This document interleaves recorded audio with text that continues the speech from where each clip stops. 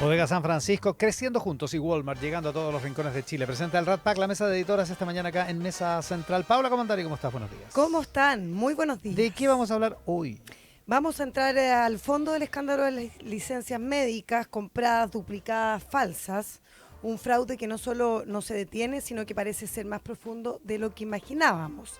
La Contraloría ya fue por la Superintendencia de Seguridad Social, con PIN y FONASA, y podría haber más. Vamos a ver qué pasa con eso. Paloma Ávila, ¿cómo estás? Buenos días. Bien, ¿y ustedes? Bien, ¿de qué vamos a hablar hoy, Paloma? Hoy vamos a hablar de esta guerra contra el cerebro, el caso de Harvard y la geopolítica que está llevando a cabo adelante el presidente Trump, el gobierno del presidente Trump, y particularmente la revocación de la posibilidad de darle visa a los estudiantes y visitantes de intercambio. ¿Qué impacto tiene? ¿Qué significa para la ciencia? Y tanto más. El último capítulo de una trama de hostilidad entre la Casa Blanca y la Universidad de Harvard y lo que implica para todo el sistema universitario en Estados Unidos. Vamos a hablar de todo eso, pero partamos por las licencias y los enfermos con pasaporte. Paula Claro. Comandari.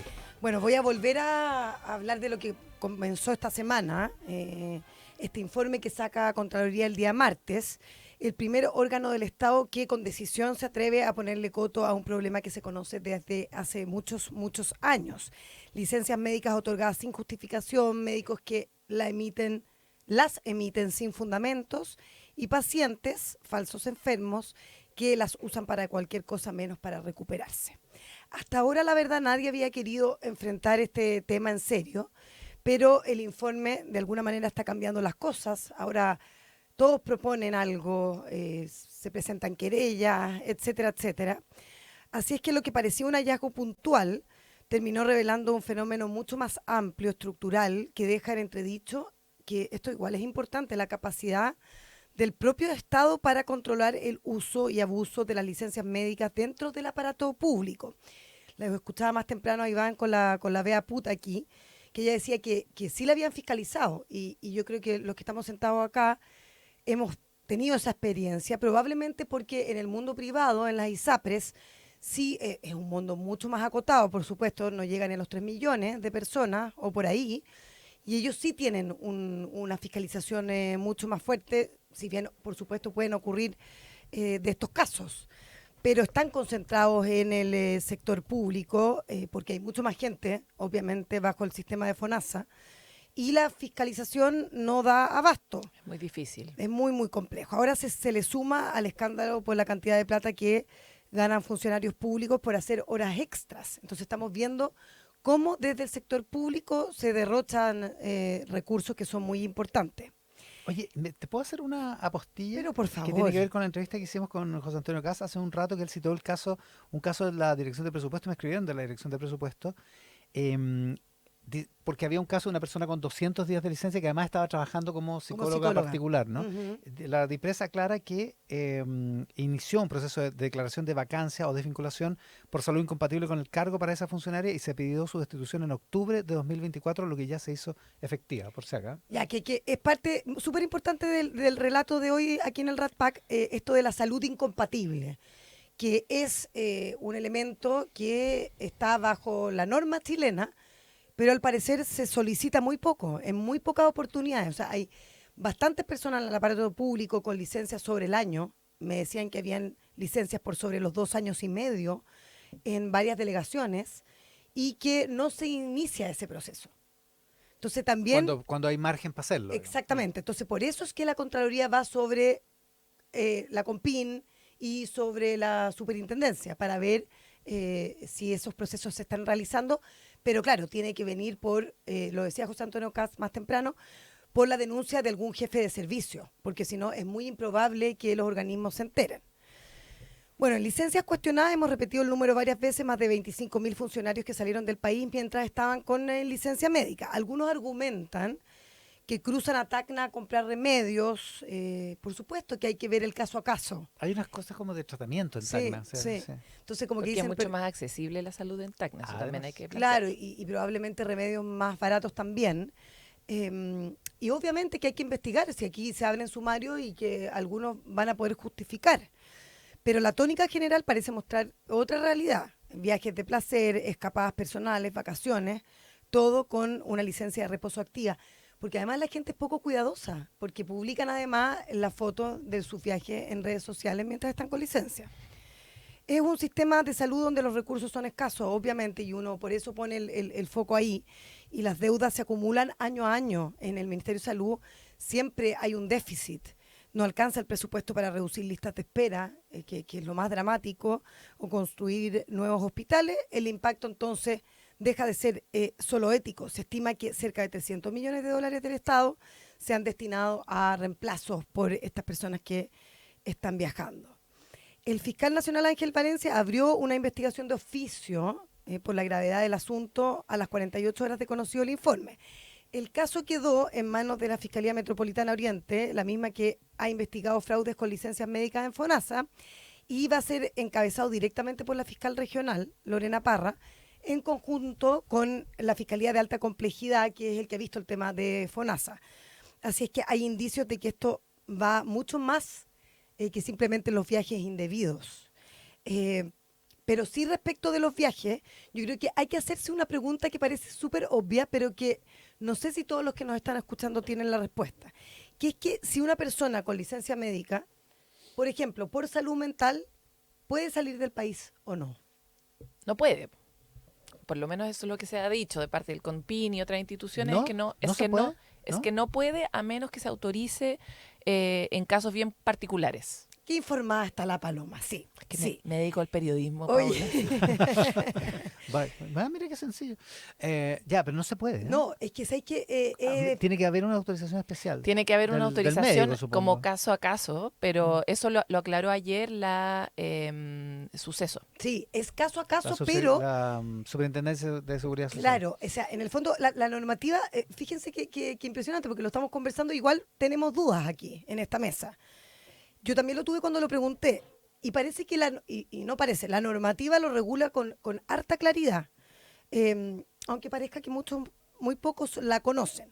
Y está bajo exactamente la superintendencia, y establece que el trabajador debe solicitar una autorización especial para salir al extranjero mientras esté con licencia.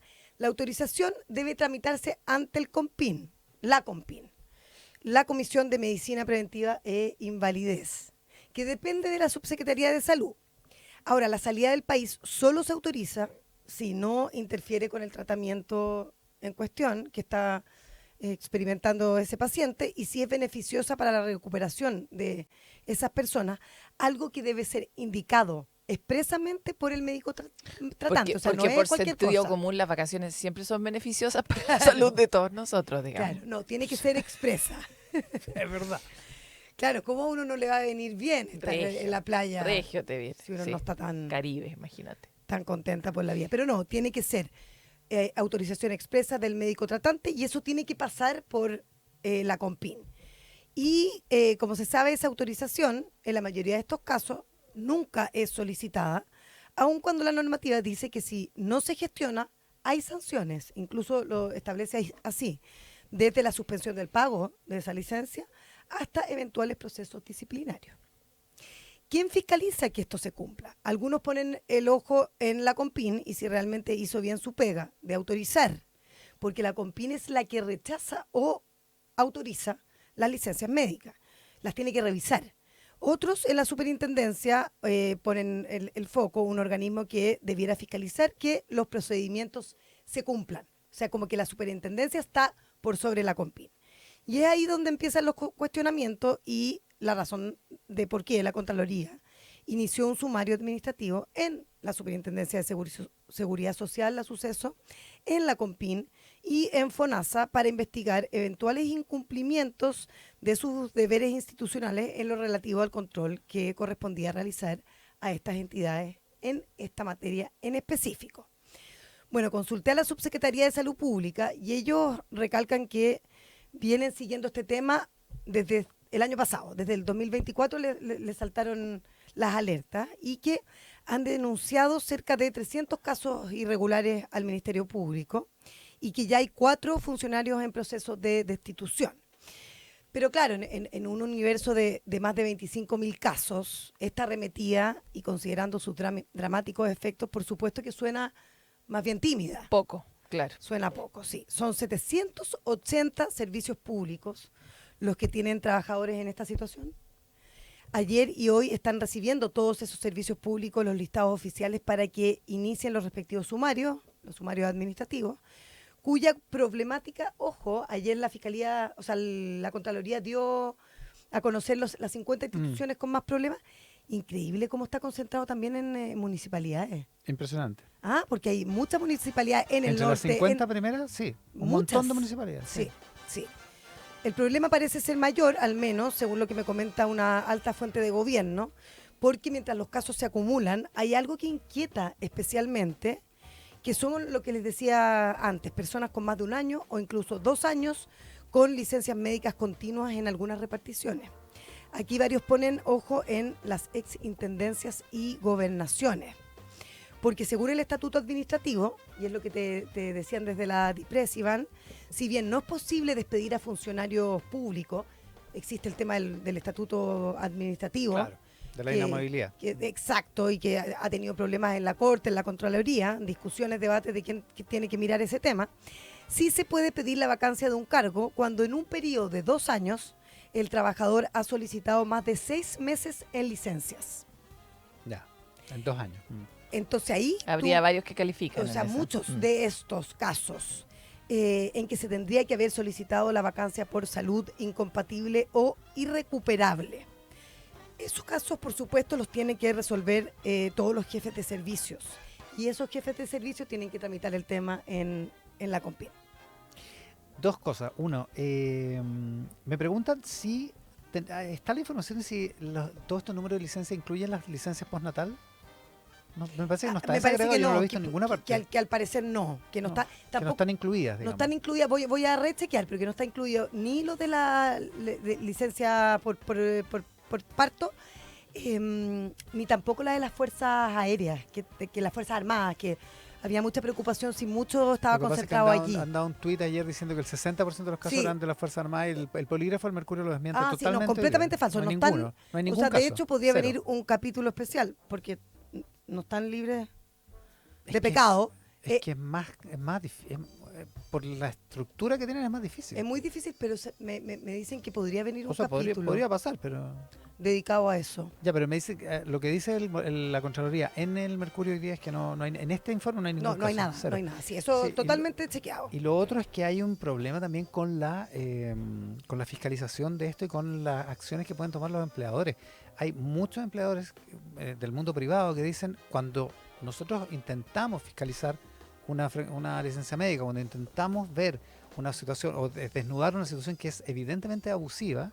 Una razón de denuncia. Ayer me escribió una persona que tenía una empleada que trabajó 40 días y después tuvo 4 años de licencia. Y cuando la pudo despedir, al final del periodo de licencia, que además trabajaba durante ese tiempo, ella era evidente que trabajaba, lo veía en Instagram, al final de ese periodo le tuvo que pagar las vacaciones. ¿Pero por qué no podría haber hecho la denuncia en la COMPIN?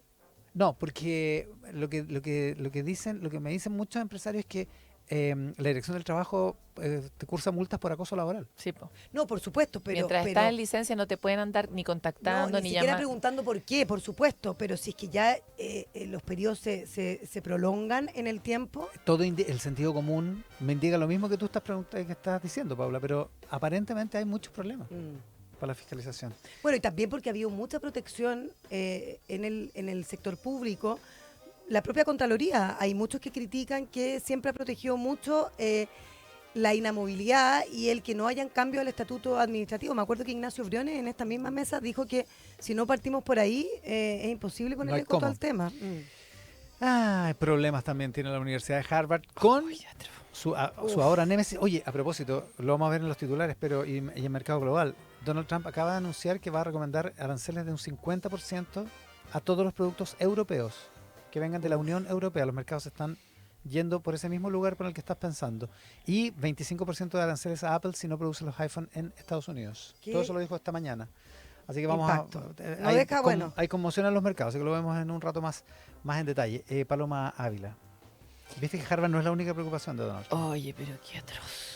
Bueno, a mí me da mucha rabia perder un Rat Pack hablando de esto en lugar de contarles las cosas increíbles que han ocurrido en la ciencia. Así que bueno, esto es otro de los efectos de los anuncios de Donald Trump. Backstory, pero muy cortita. Es bien importante entender que lo que pasó ayer no fue el primer capítulo, sino que es una escalada que ha venido ocurriendo en el último tiempo entre Harvard y el gobierno de Donald Trump.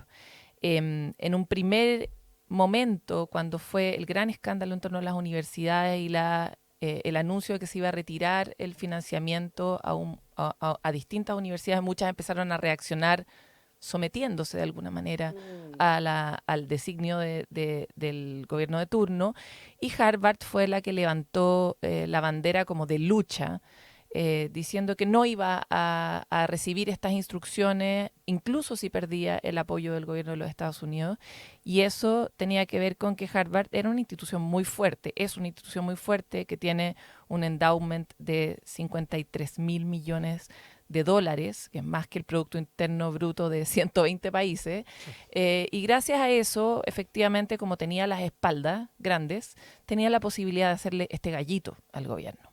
Pero ese fue solo un primer gran episodio, bien severo, que vivieron las universidades, y Harvard se convirtió como en el símbolo de la resistencia.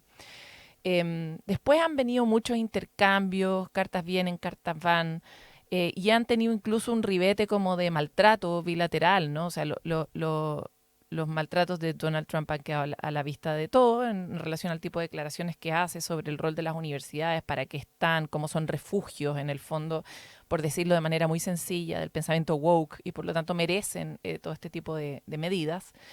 Pero, por ejemplo, el 5 de mayo, en todas estas misivas que iban y venían entre el gobierno y Harvard, la secretaria de Estado, Kristi Noem, manda una carta anunciando y pidiendo antecedentes, etcétera, y Harvard se la devuelve corregida. En rojo, marcado los errores de concordancia, las cosas que estaban mal dichas, las palabras. O sea, igual ha sido agresiva la situación. Hostil. Bueno. Finalmente ayer se anunció que Trump revoca a Harvard el permiso para admitir estudiantes extranjeros, alegando en concreto que esto lo hace por prácticas antisemitistas, vínculos con China, apoyo a la protesta pro-palestina. Le da un ultimátum de 72 horas para perder definitivamente el visado de estos estudiantes y ser expulsados del país. Incluso los que están estudiando hoy. Esta medida afectaría al 27% de su alumnado, o le da la salida de que pueda transferir estos alumnos a otras universidades que sí estén acatando sus medidas. O sea, es de un nivel de autoritarismo feroz. Es bien impresionante el tono, las palabras que usa esta misma secretaria de Estado. Bueno. Quiero hacer una breve pasada por algunos ámbitos, porque la noticia la pueden leer en todas partes, pero ¿qué significa esto, no? Primero, esta es una guerra, y efectivamente hoy hablamos de esta carta, que no es escrita por un científico, es escrita por la secretaria de Estado, Kristi Noem, con el membrete de Homeland Security, que sella con fuego esta guerra entre el poder político y, yo lo diría de una manera general, el conocimiento. Esta universidad recibe esta carta que marca un antes y un después en la relación de la universidad con el Estado norteamericano. El Departamento de Seguridad Nacional, ahora bajo la administración de Trump 2.0, le revoca... ¿Qué es el Departamento de Kristi Noem, la secretaria de Seguridad del Departamento de Seguridad Nacional? Le revoca a través de esta carta, de manera inmediata, la certificación de su programa de estudiantes y visitantes de intercambio, que en esta carta se define como más bien un privilegio que tiene la universidad y no un derecho. La razón oficial es que, y abro cita, perpetúa un entorno inseguro para estudiantes judíos, promueve simpatías pro-Hamás, emplea políticas de diversidad, equidad e inclusión que son racistas. Si lo llevamos a la traducción no oficial, esta es una carta que dice: no me gusta cómo piensan, así que ya no juegan. Pero la carta va más allá. Pide en tono de ultimátum judicial todos los registros, los audios, los videos, las protestas en que participaron estudiantes extranjeros durante los últimos 5 años.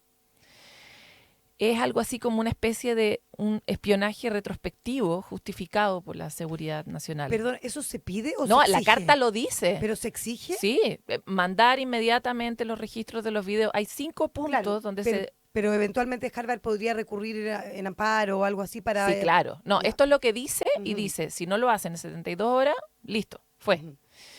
Sin excepciones, sin abogado.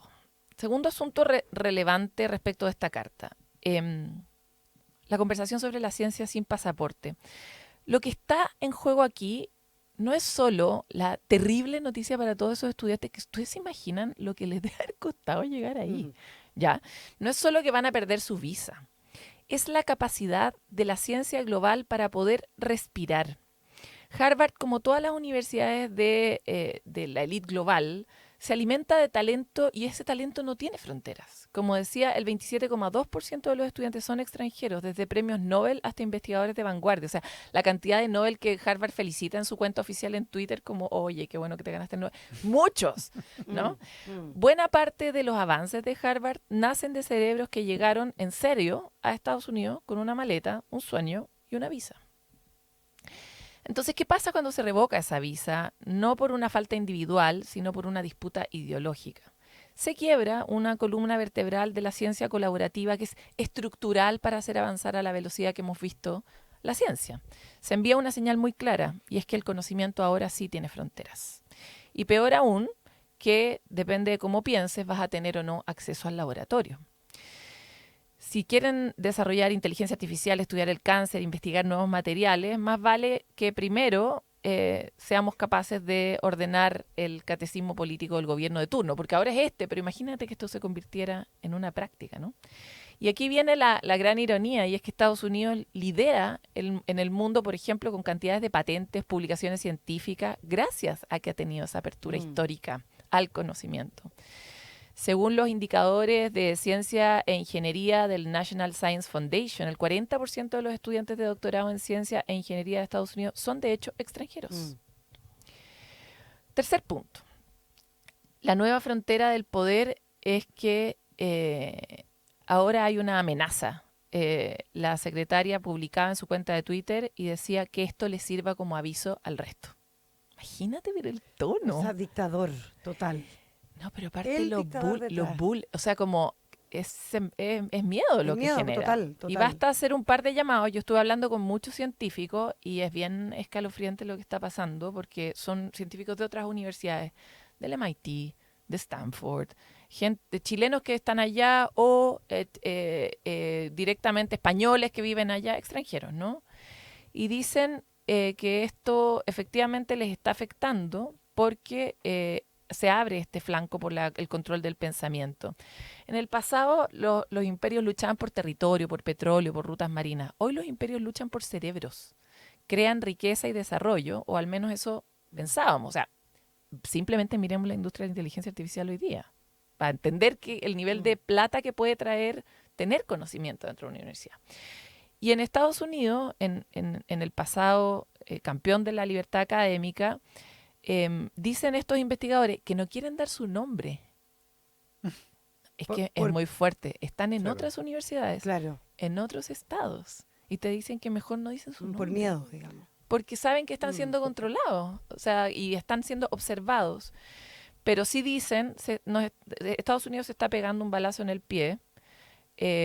Incluso fue el comentario que Alan Garber, presidente de Harvard, planteaba. Estuve revisando unas declaraciones que hacía en una entrevista y comentaba la posible medida de Trump de quitar el estatus de exención de impuestos, o sea, ni siquiera lo que está pasando, ¿no? Una medida anterior. Y él consideraba que era altamente ilegal, pero además generaba una amenaza existencial a las universidades y al sistema de conocimiento. Bueno, imagínense cómo debe estar recibiendo esto.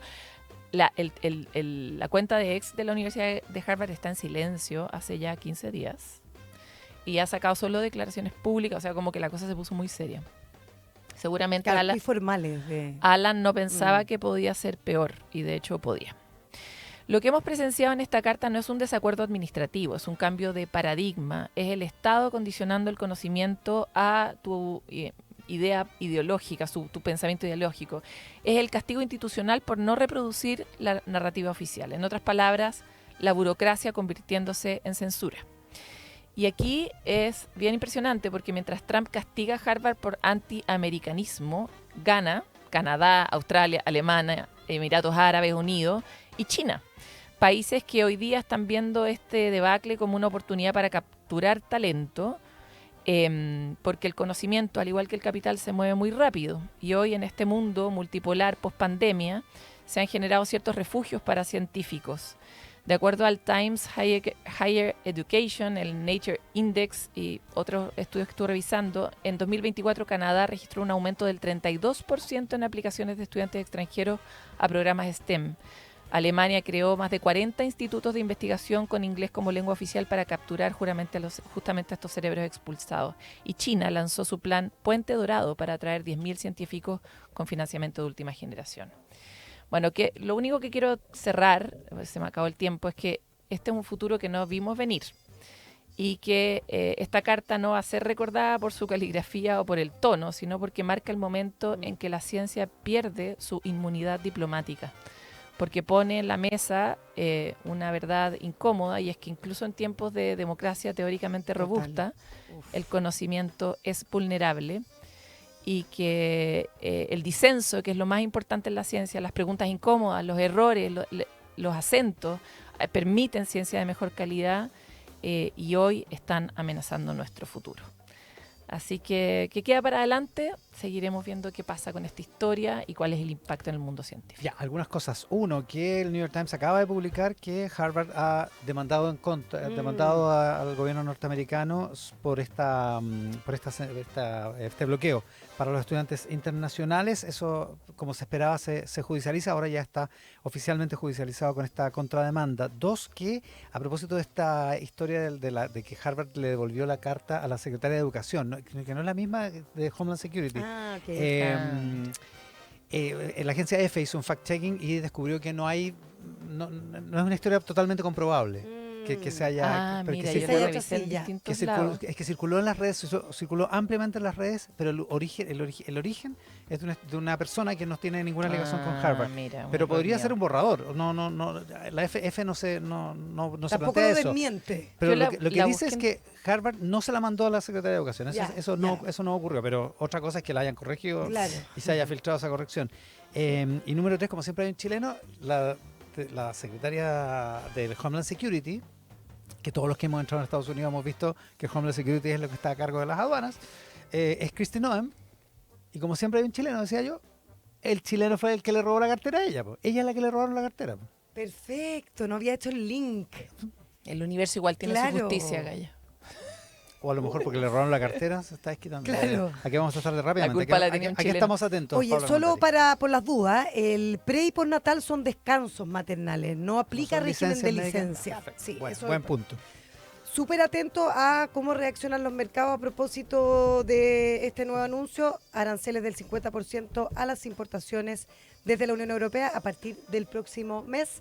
Lo vamos a analizar en Mercado Global. El próximo mes, en una semana más. Sí, en poquito tiempo. El 1 de junio, sí. Es impresionante, el movimiento de Donald Trump de esta mañana, y la reacción de los mercados es desastrosa, como se podía prever. Paloma Ávila, ¿atentos a? Atentos a el informe de virus respiratorio. Estamos en la época de peak y ese informe va a ser relevante para lo que muchos padres y madres hagamos en el futuro. Tal cual, con Paloma Ávila, con Paula Comandari, el Rat Pack de hoy, la mesa de editoras, presentación de Bodega San Francisco creciendo juntos y Walmart llegando a todos los rincones de Chile. Que tengan un estupendo fin de semana. Buenos días. Ustedes también. Muy, muy buenos días.